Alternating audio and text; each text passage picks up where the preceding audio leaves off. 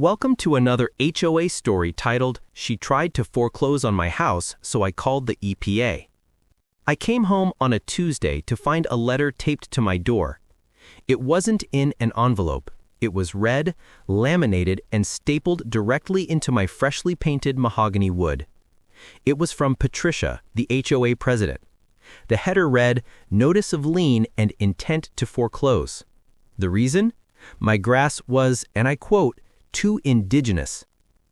I live in a drought-prone state. We hadn't seen rain in 4 months. While everyone else was racking up $500 water bills trying to keep their Kentucky bluegrass alive in the desert heat, I had switched to a clover and native wildflower mix. It was green, lush, and required 0 water. Patricia hated it. But she didn't just hate it, she wanted my house because of it. I walked down the street to Patricia's house. She was out front, measuring her neighbor's grass height with a literal ruler. When she saw me, she smiled. Not a nice smile, a shark smile. "Read the bylaws, honey," she said, not even looking up.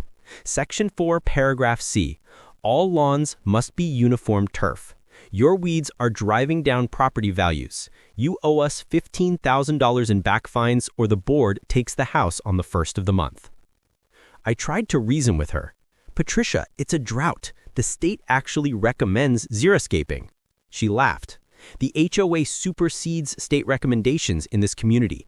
Rip it out or get out." I went home fuming. I looked at my weeds. I was about to rent a rototiller and give up, but then I saw it. A small orange and black butterfly landed on a specific plant near my porch. A plant I hadn't planted. It was a milkweed variant, and the butterfly looked rare. I took a picture and ran it through an identification app. It was the rusty-patched bumblebee. No, wait, that's not it. It was actually a specific habitat for the Carner blue butterfly, an endangered species, and the plant, wild blue lupine.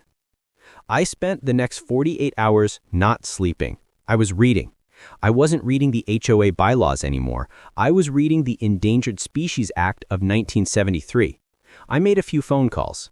I called a friend of mine who works for the Department of Fish and Wildlife. I sent him the photos. He called me back within 10 minutes. "Do not touch that plant, and do not let anyone else touch it. If Patricia touches that plant, she's committing a federal felony." I realized I didn't just have a garden, I had a weapon. The monthly HOA meeting was 2 days later. The community center was packed. Patricia sat at the head of the table like a queen. When it was my turn, she didn't even let me speak. "This meeting is to finalize the lien on the property at 404 Oak Street due to non-compliance with aesthetic standards." She raised her gavel. I stood up. I didn't yell. I spoke very quietly. "Patricia, before you hit that gavel, I need to inform you that my property is currently under investigation as a critical habitat." The whole room went silent. Patricia turned purple. "I don't care if you're harboring unicorns. The landscaping crew is scheduled to bulldoze your yard tomorrow at 8 a.m. If you interfere, we will call the police." I smiled. "Okay, Patricia, see you at 8. 8 a.m. came. A massive landscaping truck pulled up. Patricia was there, holding her clipboard, directing the crew. "Destroy it all, down to the dirt."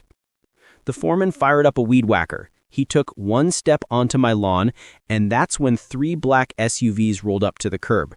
They didn't park legally. They just stopped in the street. 4 officers got out. They weren't local cops. They were wearing vests that said U.S. Fish and Wildlife Service. The lead agent walked right past Patricia and held up a hand to the landscaper. "Turn off the equipment, now." Patricia stormed over. "Excuse me, I am the HOA president. Who do you think you are?" The agent looked at her and handed her a piece of paper. It wasn't laminated. It was a federal cease and desist order. "Ma'am, this property contains a protected nesting ground for a federally endangered species. Disturbing this habitat carries a fine of up to $50,000 and 1 year in prison per count. You just ordered a man to destroy it. Step back or you will be arrested." Patricia didn't go to jail, but the HOA was slapped with a massive fine for attempting to destroy a protected habitat after being warned. The legal fees bankrupted the HOA's reserve fund. The best part? Because my yard is now a designated sanctuary, the HOA legally cannot touch it. They can't fine me, they can't make me cut it. I have official government signs posted on the perimeter. Patricia was voted out the next month. The new board is much nicer. And as for my lawn, it's 3 feet tall, full of wildflowers, and buzzing with life. Every time I see a butterfly, I wave, and I like to think it waves back. Thank you for watching. Let me know if you enjoyed by clicking the like button. And for more such stories, subscribe to HOA Revenge Stories.